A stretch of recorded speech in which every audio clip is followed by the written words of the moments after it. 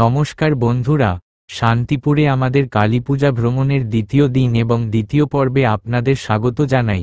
আগের পর্বে আপনারা দেখেছেন কিভাবে আমরা ট্রেনে করে শান্তিপুর পৌঁছলাম এবং রাতের বেলা শহরের বিখ্যাত কিছু কালীপূজা প্যান্ডেল ঘুরে দেখলাম। আজকের সকালটা শুরু হচ্ছে এক মনোরম সূর্যোদয় দিয়ে। এখন ঘড়িতে ঠিক সকাল 6টা।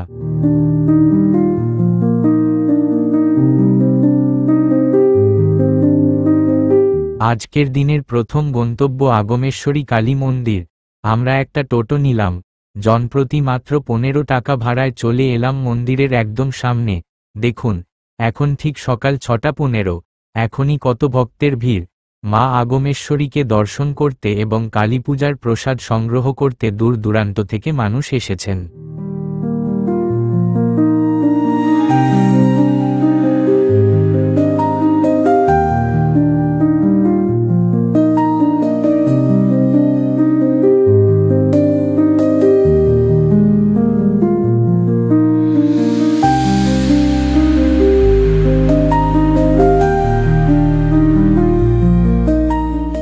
আসুন, আমরা এই মন্দিরের ইতিহাস সম্পর্কে কিছু কথা জেনে নিই। শান্তিপুরের এই আগমেশ্বরী কালীপূজা প্রায় 400 বছরেরও বেশি পুরনো।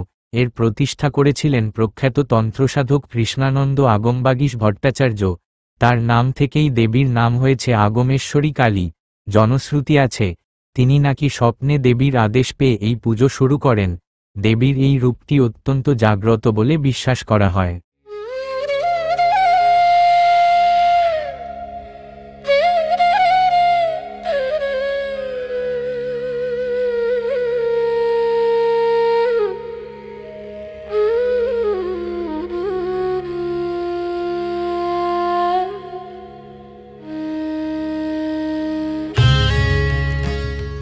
আপনাদের বলে রাখি, আগমেশ্বরী কালী পূজার প্রসাদ পেতে হলে কিন্তু আগের দিন, অর্থাৎ কালী পূজার রাতে, মন্দির চত্বর থেকে কুপন সংগ্রহ করতে হয়।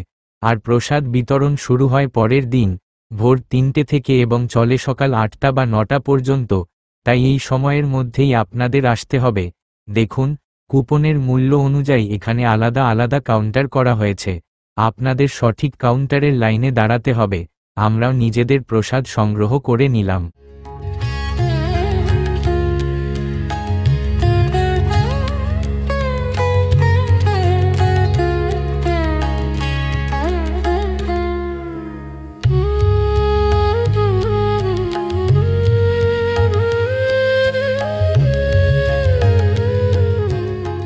প্রসাদ সংগ্রহের পর আমরা মন্দিরের একদম পাশে অবস্থিত পঞ্চমুণ্ডির আসন দর্শন করতে এলাম। তন্ত্রশাস্ত্র অনুসারে পঞ্চমুণ্ডির আসন হল একটি পবিত্র স্থান, যা 5টি ভিন্ন প্রাণীর মাথার খুলি যেমন সাপ, ব্যাঙ, শিয়াল, কুকুর এবং মানুষের মাথার খুলি দিয়ে তৈরি করা হয়। বিশ্বাস করা হয়, এই আসনে বসে সাধনা করলে দ্রুত সিদ্ধিলাভ হয়। এই আসনে বসেই সার্বভৌম আগমবাগীশ তন্ত্রসাধনা করতেন। বলা হয়, স্বয়ং দেবী তাকে এখানে দর্শন দিয়েছিলেন। এই স্থানটি কেবল মন্দির চত্বর নয়, শান্তিপুরের এক গুরুত্বপূর্ণ ঐতিহাসিক ও তান্ত্রিক কেন্দ্র।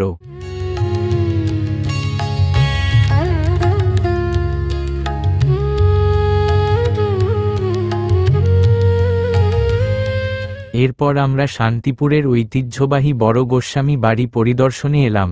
এখানে ঢুকেই প্রথমে চোখে পড়ল বিশাল রাসমঞ্চ। শান্তিপুরের রাস উৎসব জগৎ বিখ্যাত। এই রাসমঞ্চ তারই অন্যতম কেন্দ্রবিন্দু। গোস্বামী পরিবার প্রায় 400 বছর ধরে এখানে রাস উৎসব পালন করে আসছেন। এই মঞ্চেই রাধা কৃষ্ণের মূর্তিকে বসিয়ে নৃত্য, গান এবং নানা ধর্মীয় অনুষ্ঠান করা হয়। রাস উৎসবের সময় এই মঞ্চটিকে অপরূপ আলোকসজ্জায় সাজিয়ে তোলা হয়। এই সময় শান্তিপুরের প্রধান আকর্ষণই থাকে এই রাস উৎসব এবং এই রাস মঞ্চ।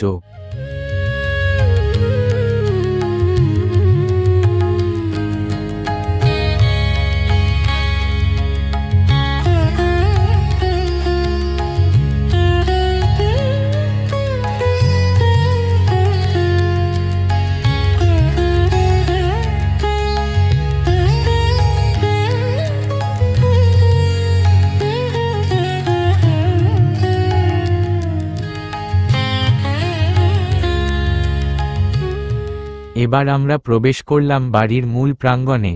এখানে রয়েছে দুর্গা মন্দির, যেখানে প্রতি বছর সাড়ম্বরে দুর্গাপূজা অনুষ্ঠিত হয়।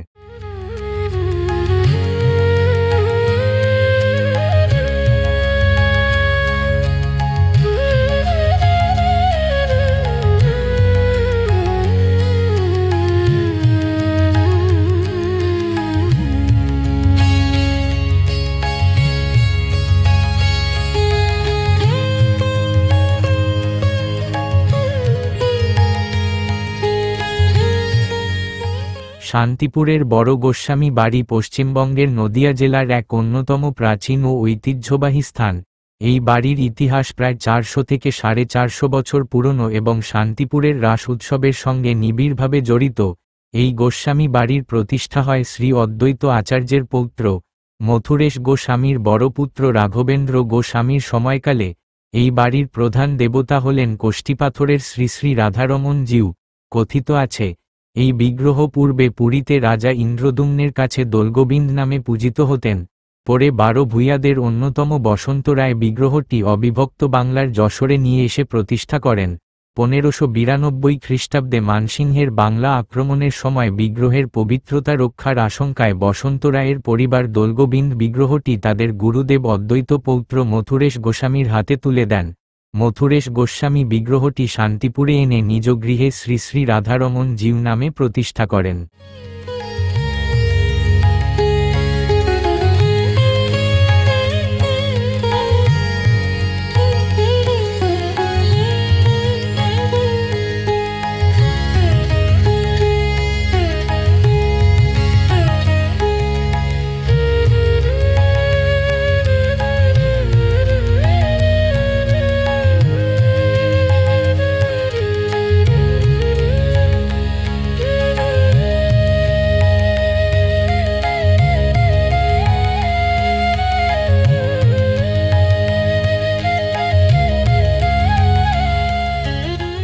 এই সব ঐতিহ্যবাহী স্থান ঘুরে দেখার পর আমরা ফিরে এলাম আমাদের হোটেলে ব্রেকফাস্টের জন্য।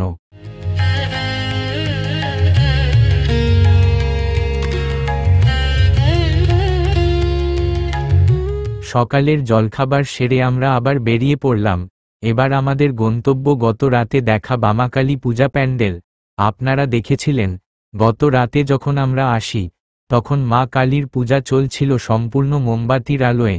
এক অদ্ভুত পরিবেশ ছিল, কিন্তু সকালে পরিবেশটা দেখুন, সম্পূর্ণ অন্যরকম। এখন প্রচুর ভক্ত এসেছেন মা বামাকালীকে দর্শন করতে।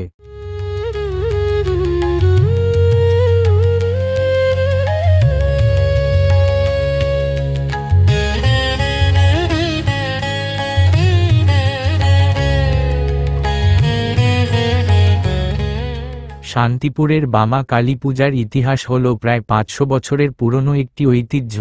এই পুজোর নাম বামাকালী হওয়ার কারণটি খুব আকর্ষণীয়। অন্য কালী প্রতিমার থেকে পার্থক্য হল, বামা কালী তার ডান পা শিবের উপর রাখেন না, বরং তার বা পা শিবের উপর রাখেন। বামা শব্দের অর্থ বা, তাই দেবীর নাম হয় বামা কালী। মায়ের এই রূপটি অত্যন্ত জাগ্রত এবং এখানকার মানুষের কাছে খুব প্রিয়।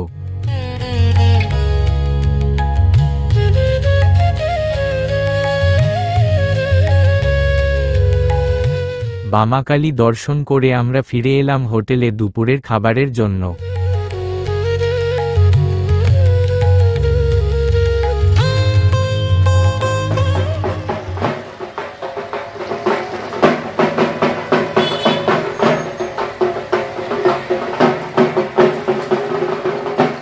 লাঞ্চের পর আমরা চলে এলাম মহিষখাগী কালী মন্দিরের দিকে। মহিষখাগী কালী পূজার ইতিহাস প্রায় 500 বছর আগের, যখন একজন তান্ত্রিক সাধু দেবী কালীর দর্শনের পর একটি মন্দির প্রতিষ্ঠা করেছিলেন। এই পূজার একটি অন্যতম বৈশিষ্ট্য হল, এখানে বিয়ের রীতি মেনে মহিষখাগী কালীর পুজো করা হয়। দেবী এখানে রাজকুমারীর মতো পূজিতা হন। কালী পূজার দিন সকালে অধিবাস নান্দিমুখ সম্পন্ন করা হয়। অমাবস্যা শুরু হলে বিয়ের রীতি মেনে পুজো শুরু হয় এবং কালী পূজার পরের দিন বাসি বিয়ের রীতিতে পুজো করা হয়।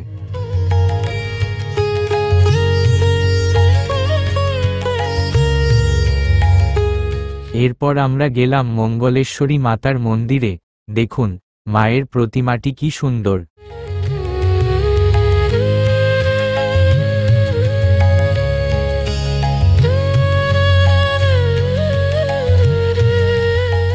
মন্দির থেকে ফেরার পথে আমরা দেখলাম এক দারুণ দৃশ্য। মহিষখাগী কালী প্রতিমা বিসর্জনের জন্য প্রস্তুত হচ্ছে। ভক্তরা কাঁধে করে প্রতিমাটিকে মন্দির থেকে বের করে শোভাযাত্রার জন্য নিয়ে যাচ্ছেন। দেখুন, কি বিপুল সংখ্যক মানুষ জড়ো হয়েছেন এই দৃশ্য দেখতে।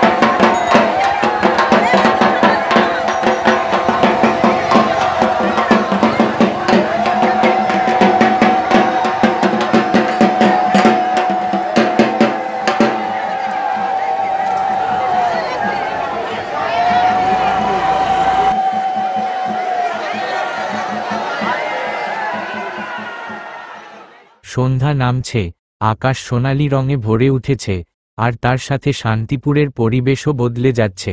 রাতের কালীপূজার বিসর্জনের শোভাযাত্রা দেখতে রাস্তায় নেমে এসেছেন শত শত মানুষ। ঠিক আমাদের হোটেল গীতা প্যালেসের সামনে থেকেই আমরা দেখছি, প্রথমে ছোট ছোট মা কালীর প্রতিমাগুলোর শোভাযাত্রা আসছে।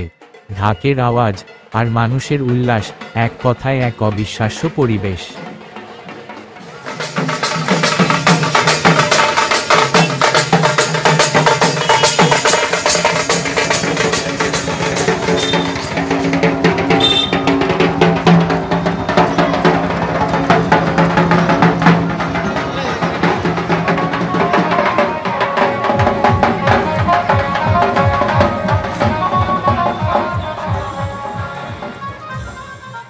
এরপরই এসে পৌঁছালো মা বামাকালীর শোভাযাত্রা। মায়ের দর্শন পাওয়ার জন্য সকলে ব্যাকুল।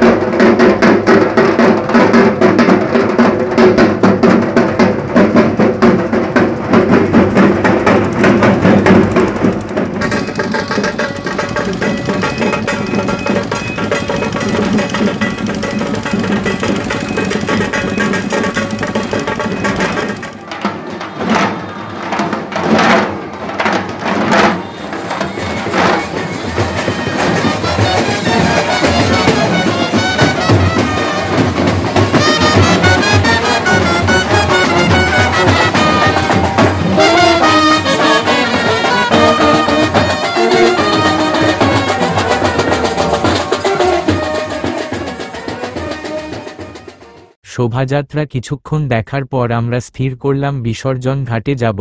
ঘাটে পৌঁছতেই দেখলাম অনেক ছোট ছোট কালী প্রতিমা ইতিমধ্যেই এসে গেছে এবং বিসর্জনের প্রস্তুতি চলছে। ঘাটের পরিবেশও বেশ জমজমাট।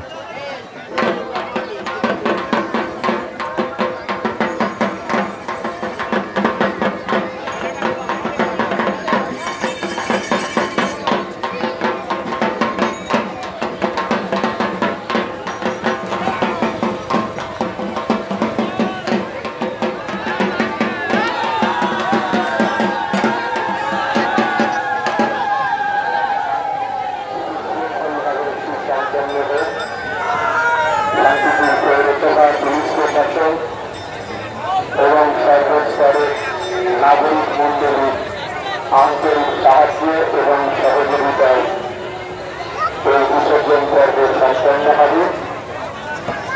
এ শহর আপনার, এ শহর আমার, এ শহরের কৃষ্টি সংস্কৃতি আমাদের গর্ব, আমাদের ঐতিহ্য। যে ঐতিহ্যে ভারত এবং ভারত আমরা এই শহরের নাগরিকরা। কিছু প্রতিমার বিসর্জন দেখে আমরা যখন ফিরছি তখন দেখলাম এক বিশাল মা কালীর প্রতিমা আসছে বিসর্জনের জন্য।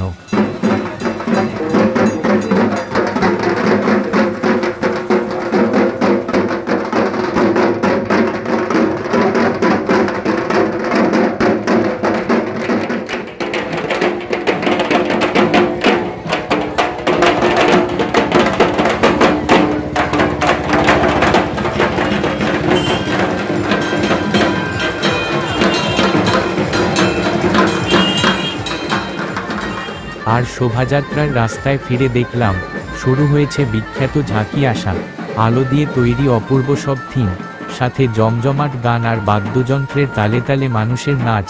রাস্তা যেন এক জীবন্ত আলোর মেলা।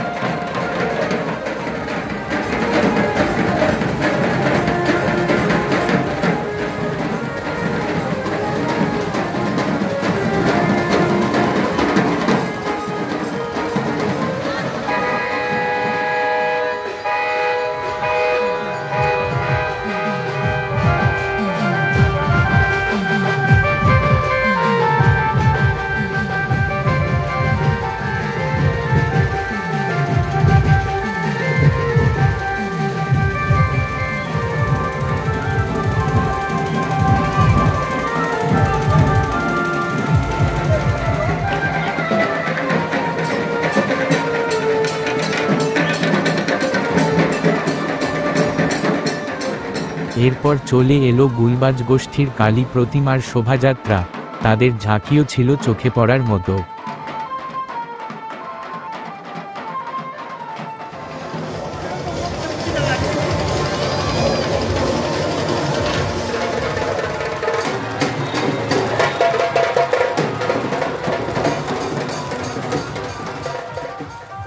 আর অবশেষে এসে পৌঁছালো মা আগমেশ্বরী কালীর শোভাযাত্রা। সকলে হাত জোড় করে মায়ের আশীর্বাদ নিচ্ছেন।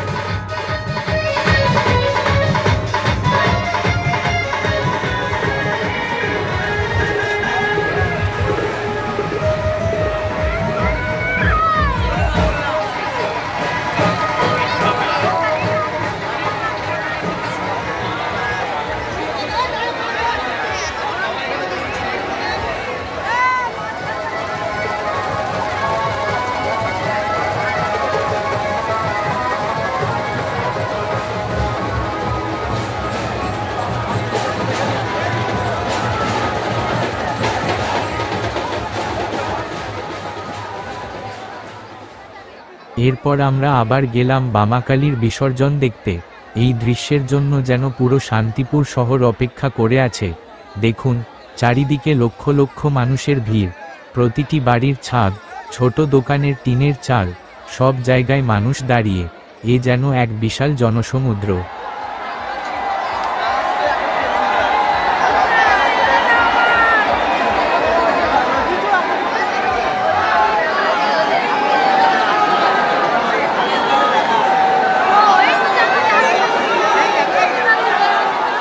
বহু অপেক্ষার পর রাত প্রায় 11:30 নাগাদ অবশেষে এসে পৌঁছালো মা বামাকালী। তবে আমাদের রাতের খাবারের সময় হয়ে যাওয়ায় আমরা দুঃখের সঙ্গে ফিরে এলাম হোটেলে, কিন্তু এই শোভাযাত্রা চলেছিল সারা রাত ধরে।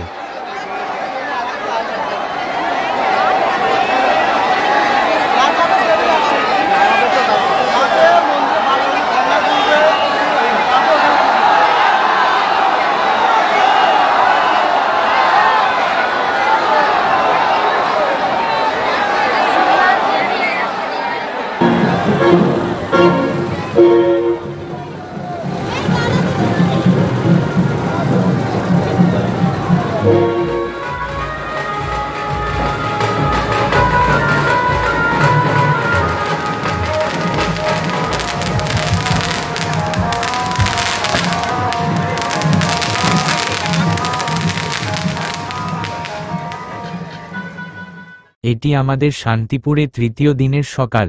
রাতের বিশাল উৎসবের পর শহরটি এখন খুব শান্ত। আমরা এলাম বিসর্জন ঘাটে। দেখুন, পুকুরের জলে মায়ের প্রতিমার অবশেষ ভাসছে। রাতের উৎসবের এক নীরব সাক্ষী যেন এই ঘাট।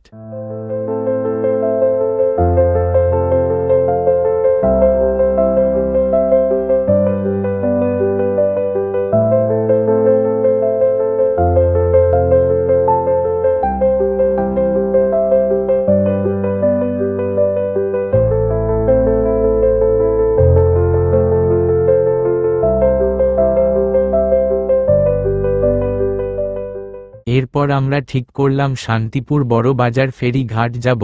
জনপ্রতি 30 টাকা ভাড়ায় একটি টোটো নিলাম। আমাদের টোটো যাত্রা ছিল যেন গ্রামীণ বাংলার এক ছোট্ট সফর। চারিদিকে সবুজ আর সবুজ। সকালে এই শস্য শ্যামলা প্রকৃতির দৃশ্য মন জুড়িয়ে দেয়।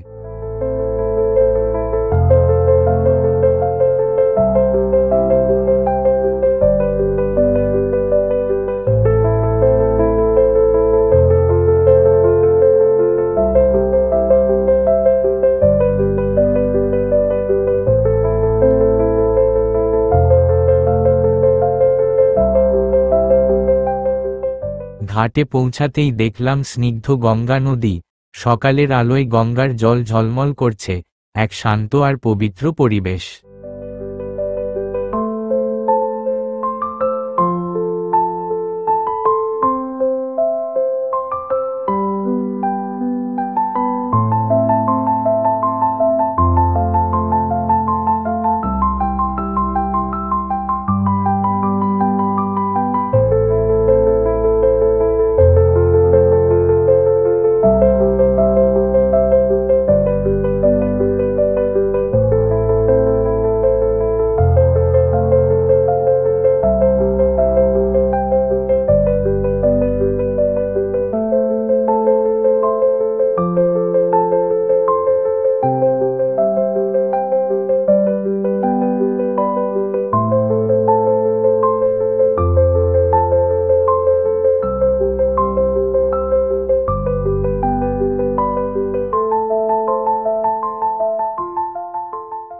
এরপর আমরা ফিরে এলাম হোটেলে।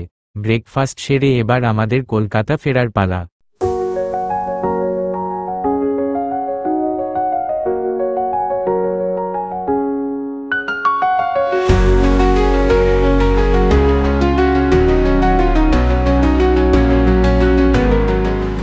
শান্তিপুরের কালীপূজা ভ্রমণের এই পর্বটি আপনাদের কেমন লাগলো অবশ্যই কমেন্ট করে জানাবেন।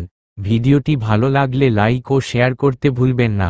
দেখা হচ্ছে খুব তাড়াতাড়ি আমাদের পরবর্তী ভিডিওতে। ততক্ষণ ভালো থাকবেন, সুস্থ থাকবেন। নমস্কার।